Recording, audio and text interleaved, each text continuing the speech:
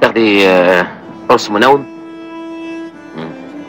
ومعايا قراصة صاحي لو عايزة، ومعايا كمان قراصة الضحك، بس ما عنديش قراصة الحزن عشان ده موجود طبيعي.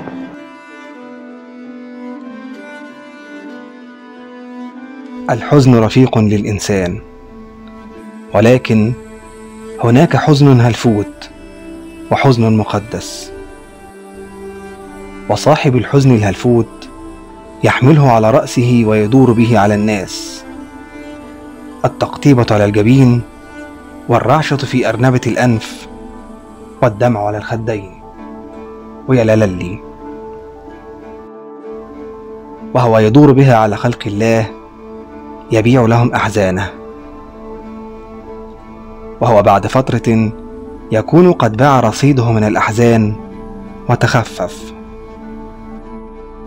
ويفارقه الحزن وتبقى آثاره على الوجه، إكسسوار يرتديه الحزين الهلفوت ويسترزق.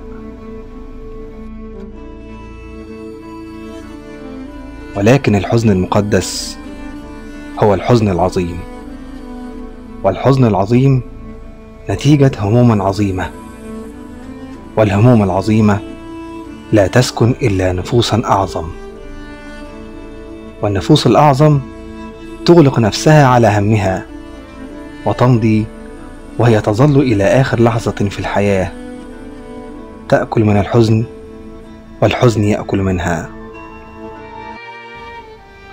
ويمضي الإنسان صاحب الحزن العظيم ككل شيء في الحياة، يأكل ويؤكل، ولكن مثله لا يذاع له سر، وقد يمضي بسره إلى قبره. ولذلك ما أسهل أن تبكي وما أصعب أن تضحك. ما بتديش حاجة اهتمام، أهلا أهلا سلام سلام، بقى طبعك قلة الكلام ومفيش تفسير.